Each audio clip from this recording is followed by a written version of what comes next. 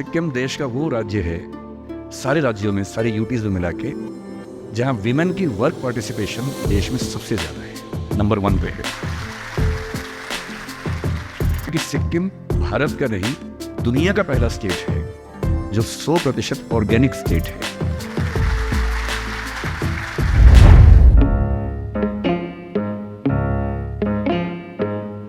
सिक्किम ताशी डिलेक खामरीमो। मैं आपसे और उत्साह की उम्मीद कर रहा हूं, और जोर से बोलने की उम्मीद कर रहा हूं। नमस्ते सिक्किम। मैं 4 साल पहले सिक्किम आया था as a tourist with my family, और मैं इसी गैंगटॉक में रहा कुछ दिन। मैं बॉर्डर तक भी गया, नाथुला भी गया, हरभजन मंदिर भी देखा, सब कुछ देखा। पर मुझे ये उम्मीद नहीं थी कि इस नाचीज़ को, I hope you understand Hindi properly, नाचीज़ का मतलब वर्थलेस पर्सन, या पर ये उम्मीद नहीं थी कि इस नाचीज़ को इतना सम्मान दे के यहाँ बुलाया जाएगा। I am very very thankful to all Sikkim's community, specially to the chief minister of Sikkim Prem Singh ji. और फिर पता लगा कि तीस्ता में जो दुर्घटना हुई, एक्सीडेंट हुआ, उसके बारे में पता लगा। तो मुझे 1-2 लोगों ने कहा कि इतना रिस्की है, क्यों जा रहे हो? और मेरा मन था कि जब हमारे देश का एक राज्य इस स्थिति से गुजर रहा है और बाकी देश वहाँ जाए भी नहीं, ये कैसा परिवार हुआ? एक परिवार होने का मतलब तो ये है कि हम वहाँ पर साथ में खड़े हैं। तो मैं अपनी आज की बात शुरू इसी बात से करूँगा कि जो हमारे सैनिक, जो हमारे अधिकारी, जो हमारे नागरिक इस आपदा में, इस डिज़ास्टर में जिनकी ज़िंदगी चली गई, जिनके परिवार के लोग चले गए, सबसे पहले उन सबको विनम्र श्रद्धांजलि, और उनके सम्मान के साथ ही हम आज की बातचीत को शुरू करेंगे। आज से करीब 20 दिन पहले आपके एक सीनियर सिविल सर्वेंट, जो मेरे दोस्त भी बन गए, उन्होंने मुझसे बात की आने के लिए, तो मैंने कहा कि मैं ज़रूर आऊँगा। उसके बाद 1-2 ऐसी दुविधाएं आई, दुविधा मीन्स डायलेमा, 1-2 ऐसे डायलेमा आए कि थोड़ा सा मुश्किल लगने लगा। तो मैंने उनसे कहा कि थोड़ा सा मेरा मामला फंस गया, मुझे बॉम्बे जाना है एक ज़रूरी काम से। तो उन्होंने मुझे 1-2 फ़ोटो भेजे। वो फ़ोटो थे कि सड़क पर बोर्ड लगा हुआ है जिसमें मेरी फ़ोटो लगा रखी है उन्होंने, और बोले कि सर वहाँ बच्चे इतना इंतज़ार कर रहे हैं आपका। तो मैंने कहा ऐसा है तो फिर अब कुछ भी हो तो मैं आऊँगा ही आऊँगा। फिर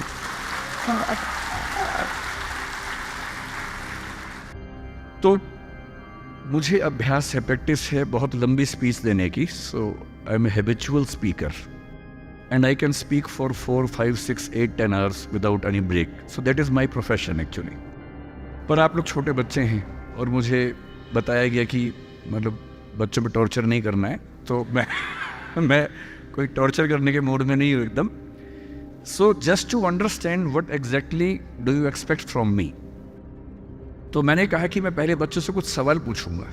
मतलब मैं नहीं पूछूंगा, बच्चों को कहूँगा कि वो मुझसे सवाल पूछें, जस्ट टू मेक श्योर कि आप किस तरह की डिस्कशन मुझसे चाहते हैं, so that I can speak on the topics you want. जो मुझे थोड़ा थोड़ा आइडिया है सिक्किम की यूथ के बारे में, एक तो ये है कि सिक्किम की यूथ को सरकारी नौकरी की बहुत इच्छा होती है, और शायद इसीलिए मुझे बुलाया भी गया होगा कि मैं सिविल सर्विसेज के लिए पढ़ाता हूँ। पर मैं तो सरकारी नौकरी छोड़ के ये काम कर रहा हूँ, इसलिए हो सकता है कि मैं बहुत सूट ना करूँ, मेरा अपना एग्जाम्पल बहुत सूट ना करे। दूसरा, मैं सिक्किम को लेकर कुछ बातों से बहुत खुश रहता हूँ। मतलब मेरे जो फेवरेट कुछ स्टेट्स भारत के हैं उनमें एक सिक्किम भी है, और उसके कुछ खास रीजंस मेरे पास है। मैं किसी स्टेट या किसी शहर या किसी देश का इवेल्युएशन या मूल्यांकन, अगर मेरी हिंदी मुश्किल हो आप बोल दीजिएगा, मैं और इजी कर दूंगा उसको। अगर किसी देश या किसी समाज को इवेल्युएट करना हो तो मेरे हिसाब से 2 कसौटियाँ सबसे बड़ी हैं। उसका जीडीपी कितना है वो बड़ी कसौटी नहीं है, वो कितना कमाता है, कितने पैसे उसके पास हैं। ठीक है, किसी समाज के पास ज़्यादा पैसे हैं, किसी के पास कम पैसे हैं, वो ठीक है। मेरी राय में, क्योंकि मैं सोशियोलॉजी का स्टूडेंट रहा हूँ, मैं कई विषयों का स्टूडेंट रहा हूँ, मुझे बड़ा मज़ा आता है अलग अलग विषय पढ़ने में, पर सोशियोलॉजी ने मुझे एक बात सिखाई कि किसी सोसाइटी में फीमेल्स का पार्टिसिपेशन कितना है ये बताता है कि वो सोसाइटी कितनी सिविलाइज्ड है। दूसरा, कोई सोसाइटी अपने बीच में जो माइनॉरिटीज़ हैं, जो अलग अलग कम्युनिटीज़ हैं, उन सब के साथ कैसे ट्रीटमेंट करती है ये बताता है कि वो समाज, वो सोसाइटी कितनी सिविलाइज्ड है। और अगर विमेन नौकरी कर पा रही हैं, घर से बाहर निकल के काम कर पा रही हैं, इसमें अंडरस्टूड है कि वो प्लेस अपने आप में सेफ भी है। अगर वो सेफ नहीं होगा तो वो घर से बाहर कैसे निकलेगा? कोई घर से बाहर निकले, नौकरी करे, क्योंकि नौकरी करने के मामले में मैं जिस बेल्ट से हूँ, मेरा जन्म दिल्ली में हुआ, मेरी परवरिश हरियाणा में हुई, अब मैं दिल्ली में रहता हूँ। उस बेल्ट में विमेन पार्टिसिपेशन उतना नहीं है। These are two fundamental parameters on which I value or weigh any society wherever I go. मैं घुमक्कड़ आदमी हूँ, दुनिया भर घूमता रहता हूँ, कई देश घूमा हूँ, कई राज्य घूमा हूँ, but this is how I try to judge a society. और जब मैंने पढ़ा सिक्किम के बारे में पिछले कुछ दिनों में, तो मुझे पता लगा कि सिक्किम देश का वो राज्य है, सारे राज्यों में, सारे यूटीज़ में मिला के, जहाँ विमेन की वर्क पार्टिसिपेशन देश में सबसे ज़्यादा है, नंबर 1 पे है। और एक सोसाइटी जिसमें वर्क एनवायरनमेंट में विमेन को सबसे बेहतर स्थितियाँ मिलती हूँ, तो जब मैं देखता हूँ तो मुझे फ़ख्र होता है, गर्व होता है, प्राइड होता है कि उस राज्य में मैं आकर आप सबसे बात कर रहा हूँ। तो पहली बात तो ये खुश रहने की, और हमें पता होना चाहिए कि हमें किन बातों पर खुश रहना है। हम सबके जीवन में ऐसी बहुत सारी बातें हैं जिन पे हमें खुश होना चाहिए, पर पता नहीं होता हम लोगों को। So whenever someone asks you why are you a proud Sikkimese, you must tell that we belong to a state where women are highest in the participation of workforce and we are proud for that, we have rights for that. तो बताना ही चाहिए। मैं जिस belt से हूँ, मेरा जन्म दिल्ली में हुआ, मेरी परवरिश हरियाणा में हुई, अब मैं दिल्ली में रहता हूँ। उस बेल्ट में विमेन पार्टिसिपेशन उतना नहीं है। उसकी एक वजह शायद ये भी है कि सिक्योरिटी के इश्यूज थोड़े ज़्यादा रहते हैं।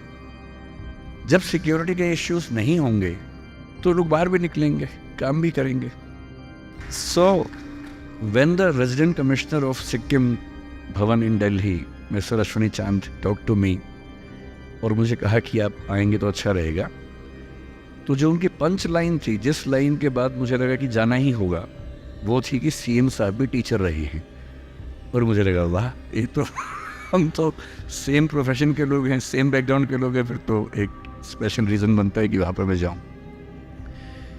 तो सेकंड पैरामीटर जो मैं आपसे कह रहा था कि लगी, कल रात को जब मैं आया, लंबा ट्रेवल था बागडोगरा से, हमें पता लगा कि जो मेन रास्ता है वो टूटा हुआ है, तो बड़ा मज़ेदार रास्ता था। हम 5 बजे बागडोगरा से निकले तो पता लगा कि जो मेन रास्ता वो टूटा हुआ है, जो 3-3.5 घंटे वाला है, अब जो रास्ता वो 7 घंटे वाला है।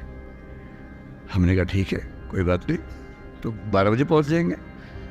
व्यवस्था बड़ी अच्छी थी सिक्किम सरकार की, कोई दुविधा नहीं थी, कोई परेशानी नहीं थी, बहुत सुकून से आ रहे थे।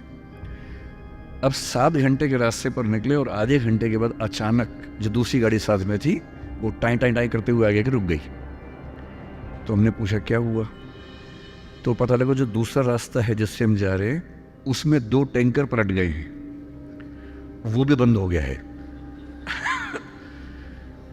तो फिर मैंने कहा कि फिर वापस दिल्ली चले, तो बोले नहीं नहीं नहीं, दिल्ली नहीं जाना है, जाना तो सिक्किम ही है। तो मैंने कहा जब 2 ही रास्ते हैं, दोनों बंद हो गए, तो कैसे जाएंगे।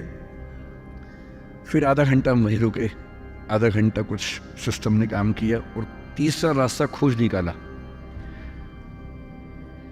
तो जब पहली बार खोजा तो जो लोग मेरे साथ थे, मैंने उनसे पूछा कि ये कैसा रास्ता है, तो उनमें से एक ने रैंडमली अपने हिसाब से कहा कि सर इसमें 3-4 घंटे एक्स्ट्रा लगेंगे। तो मैंने पूछा एक्स्ट्रा 3.5 से या 7 से, तो बताया 7 से एक्स्ट्रा लगेंगे 3.5। तो मैंने कहा अच्छा। तो फिर मैंने उनसे कहा अश्विनी जी से कि लगता है कि रात को 3-4 बजे पहुँचेंगे। तो या तो मेरा प्रोग्राम थोड़ा लेट करवा दीजिए ताकि मैं 4-5 घंटे सो सकूं, ताकि बात तो ठीक से करूं, ऐसा ना लगे कि मैं बहकी बात करूं और लोग सोचे कि ड्रग्स लेके आ गया है जो कि मैंने सुना है कि यहाँ एक उभरती हुई समस्या है, देश भर में समस्या है, हर जगह समस्या, तो यहाँ भी है ही वो समस्या। तो खैर, लेकिन जो लोग हमारे साथ थे वो बड़े कमाल के लोग थे, पता नहीं कहाँ से, कोलंबस लोग थे वो बेसिकली, कहाँ से उन्होंने कोलंबस वास्को डी गामा बन के रास्ते निकाले, और जो हमें 5 बजे चल के 12 बजे पहुंचना था, हम 10:30 पे पहुंच गए।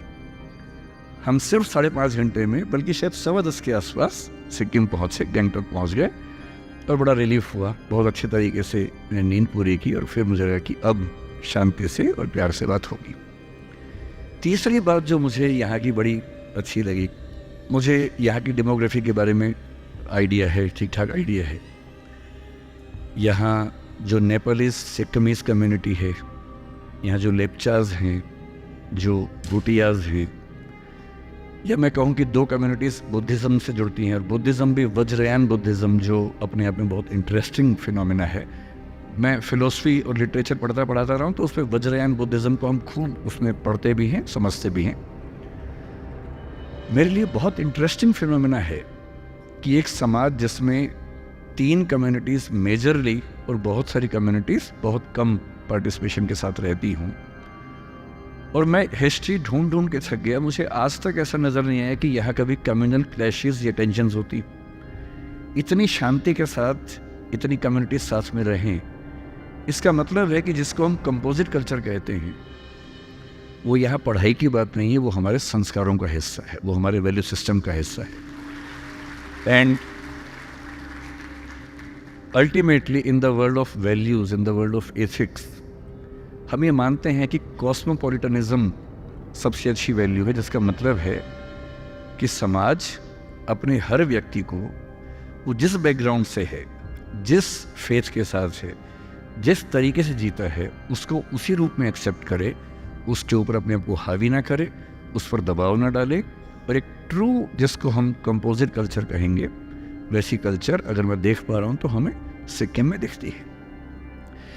तो जब कल खाना खाने बैठे हम रात को, उसका टेस्ट थोड़ा अलग लगा, अच्छे वाला अलग, खराब वाला अलग नहीं, अच्छे वाला अलग लगा। तो मतलब दुनिया के किसी भी हिस्से में जाएंगे तो खाने का टेस्ट अलग होता है, पर ये थोड़ा और अलग लगा। तो फिर मेरी आदत है नेट पे सर्च करने की, मैंने सर्च किया why Sikkimese food taste so different. तो फिर एक बात और पता लगी, जिसके बाद अगर मेरी पत्नी को पता लग गई तो वो यहाँ पर घर ही खरीद लेगी, अगर अलाउड होगा, तो मुझे पता नहीं अलाउड है यार घर खरीदना। तो पता लगा कि सिक्किम भारत का नहीं, दुनिया का पहला स्टेट है जो 100% ऑर्गेनिक स्टेट है।